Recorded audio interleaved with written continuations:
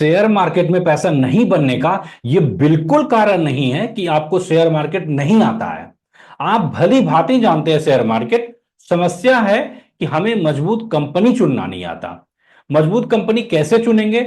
Strong company चुनने का simple rule होता है। स्ट्रॉन्ग एक ऐसा वर्ड है जो कंपैरेटिवली वर्ड है, यानी कि मान लीजिए श्याम मोहन से कितना लंबा है। श्याम मोहन से लंबा है, ज्यादा लंबा है या कम लंबा है। उसी तरह कोई कंपनी है वो मजबूत है। मजबूत का मतलब क्या है कि वो दूसरी कंपनी से ज्यादा मजबूत है या कम मजबूत है। यदि हमें यह पता चल जाए तो हम जो ज्यादा मजबूत कंपनी है उसमें पैसा लगाएंगे तो निश्चित तौर पर उसका शेयर का प्राइस बढ़ेगा और हमारा पैसा बड़ा बनेगा। तो हम आज के इस वीडियो में सीख कर जाएंगे कि हमें मजबूत कंपनी चुनना कैसे है, हम कैसे कंपेयर करें, हम क्या इंडिकेटर लगाएं जिससे हमें पता चलेगा कि हमारी कंपनी, हम जिस कंपनी को खरीदने वाले हैं, शेयर खरीदने वाले हैं जिसका, वो कंपेरेटिवली मजबूत है अन्य कंपनी से, इंडेक्स निफ्टी 50 का उससे मजबूत है, या कि वो जिस सेक्टर को बिलोंग करती है उसका जो है वो लीडर है। निश्चित तौर पर ये वाला वीडियो आपके लिए गेम चेंजर होने वाला है। आगे बढ़ने से पहले एक आप सबों से गुजारिश है कि प्लीज लाइक बटन दबा दीजिए। चलिए, बहुत बहुत धन्यवाद। मैं शेयर करता हूं माइंड मैप और ट्रेडिंग व्यू का वेबसाइट। उसके द्वारा हम लोग समझेंगे कि हमें कंपेयर कैसे करना है। हम लोग आज रिलेटिव रिलेटिव स्ट्रेंथ के बारे में बात करने वाले हैं। आप में से ज्यादातर लोग इसका नाम सुने होंगे, लेकिन उसको यूज कैसे करना है इसमें अभी तक कंफ्यूज हो रहे होंगे। मुझे मालूम है कि इसमें कंफ्यूजन का कारण यह नहीं है कि आपको उसके बारे में जानकारी नहीं है। जानकारी बहुत है। मैं आपको सिर्फ आज ये बताऊंगा कि इसको इंप्लीमेंट कैसे करना है। तो देखिए, रिलेटिव स्ट्रेंथ को इंप्लीमेंट कैसे करना है वो जानने के पहले मैं थोड़ा सा इंट्रोडक्शन दे दूं कि रिलेटिव स्ट्रेंथ दरअसल कहते किसको है, ये है क्या चीज, क्योंकि इसके बारे में जानना जरूरी है कि यह है क्या, इसका कॉन्सेप्ट होना जो बहुत जरूरी है।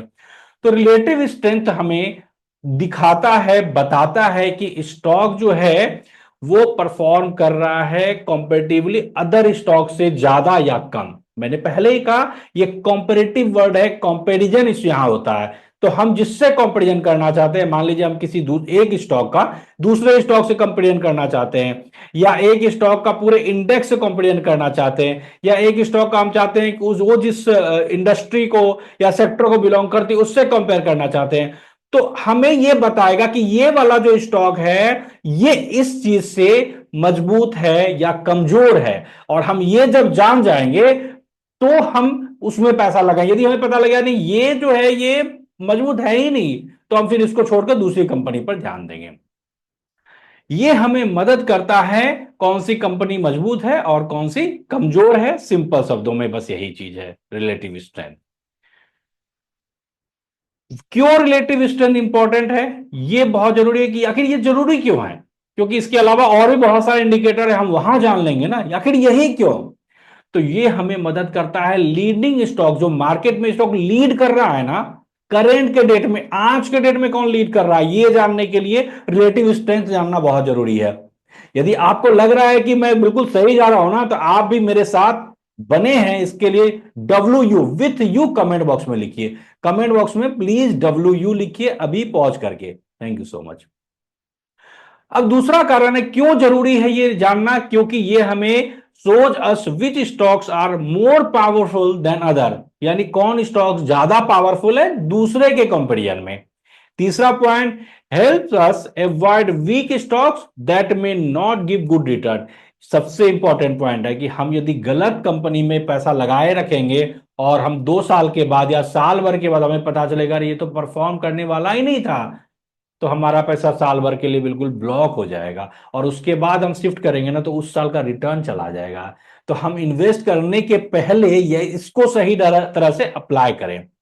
Useful during both rising and falling market, इस बात को ध्यान दीजिए।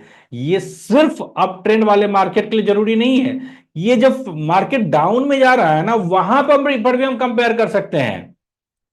बहुत अच्छा। चलिए, तो अब तीसरा पॉइंट पर आते हैं। दो रास्ता है रिलेटिव स्ट्रेंथ को यूज करने का। रिलेटिव स्ट्रेंथ के बारे में आपने सुना होगा, दो तरीके से हम इसको यूज कर सकते हैं। वो कौन कौन सा दो तरीका है? पहला तरीका है RSI, relative strength index, RSI. और दूसरा है रिलेटिव स्ट्रेंथ वर्सेस मार्केट और अदर स्टॉक्स। ये चीज के बारे में आपके दोस्तों, रिलेटिव्स, जो लोग हैं जिनका आप भला चाहते हैं, उनको भी जानना जरूरी है। तो मैं आप सबों से रिक्वेस्ट करूंगा कि आप अभी इस वीडियो को शेयर कीजिए अपने सारे दोस्तों को। चलिए, बहुत बहुत धन्यवाद। अब हम आरएसआई समझते हैं कि आरएसआई होता क्या है। हम बार बार आरएसआई आरएसआई आरएसआई सुनते हैं, लेकिन आरएसआई के बारे में अभी तक कॉन्सेप्ट क्लियर नहीं हुआ। आरएसआई एक टेक्निकल इंडिकेटर है। हम ट्रेडिंग व्यू पर जाएंगे ना, तो वहां पर इंडिकेटर में आरएसआई मिलेगा, ये सब हम मालूम है। तो मैं ये बताने के लिए आया ही नहीं हूं आपको। और ये हमें मोमेंटम बताता है, हम इससे मोमेंटम मेजर कर सकते हैं। और इसका रेंज होता है 0 to 100। ये हम लोग बिल्कुल भली भांति जान रहे हैं, 0 से 100 के बीच में आरएसआई का रेंज होता है। सबसे इंपॉर्टेंट बात है कि आरएसआई जब 70 से ज्यादा हो, ये थंब रूल है कि जब 70 से एबव हो जाए आरएसआई, इसका मतलब हो गया जो कंपनी का शेयर है ना वो ओवरबाउट है। यानी बहुत ज्यादा लोग खरीद चुके हैं, ऊपर जा चुका है, यानी ये नीचे आना अब आने की संभावना है, ये नीचे आएगा, मे फॉल सून। यानी स्टॉक प्राइस जब बहुत ज्यादा बढ़ जाए, बहुत ऊपर चरम सीमा पर चल जाए, उस समय आपको देखिएगा कि आरएसआई जो है ना 70 के ऊपर ऊपर शो करेगा, और ये यहां पर से नीचे आ सकता है।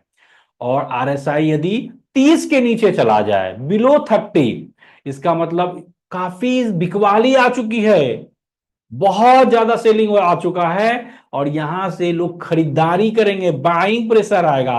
तो आप इस तरह से भी पैसा बना सकते हैं। यानी शेयर का प्राइस फॉल कर चुका है, बहुत ज्यादा गिर चुका है, और आरएसआई अब 30 के नीचे चला गया है, और ये अब बाउंस बैक कर सकता है। इसको आप समझिए। यहां पर ट्रेडिंग व्यू पर मैं आपको दिखाता हूं चार्ट, एक मिनट।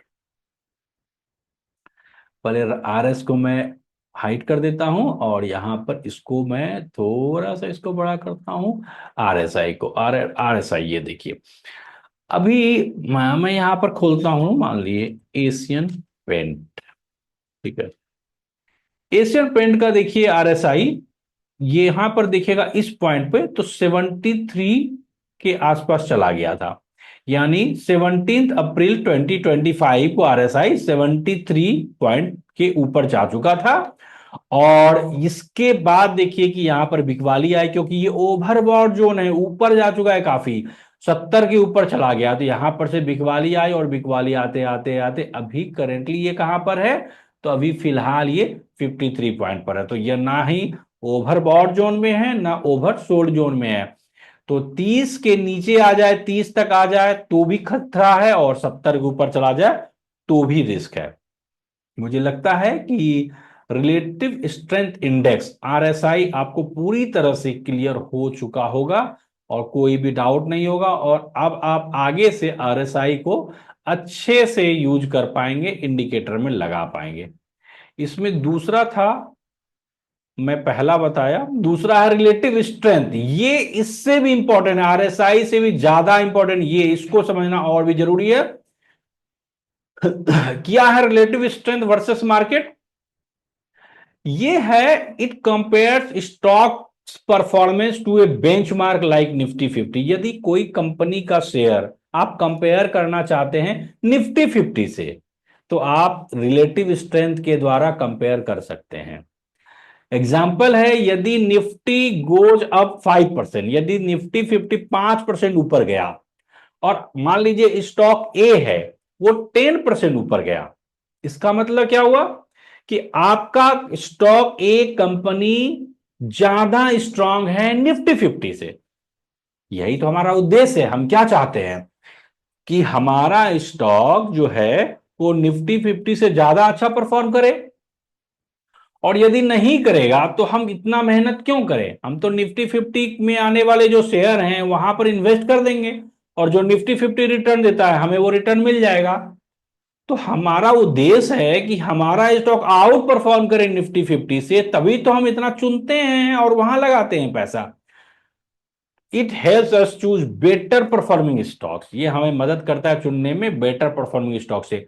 तो ये जो रिलेटिव स्ट्रेंथ है ये कंपेयर करता है निफ्टी 50 से ही नहीं, आप जिससे भी चाहें, आप चाहें तो उस इंडस्ट्री जो सेक्टर को बिलोंग करती है उससे भी कंपेयर करवा सकते हैं। कैसे हम इसका यूज करें?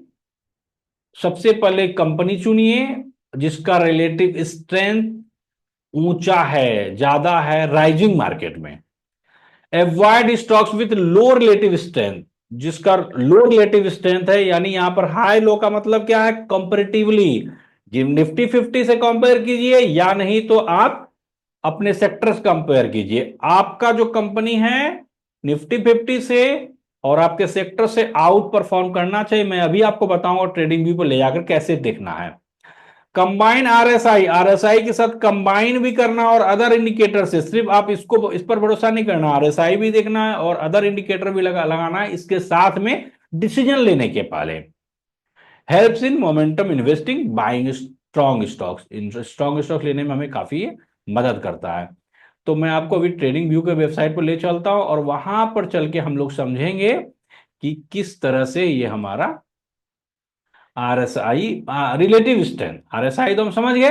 अब हम लोग आरएस, रिलेटिव स्ट्रेंथ आरएस समझते हैं। आरएस को मैं थोड़ा बड़ा कर लेता हूं और इसको देखिए।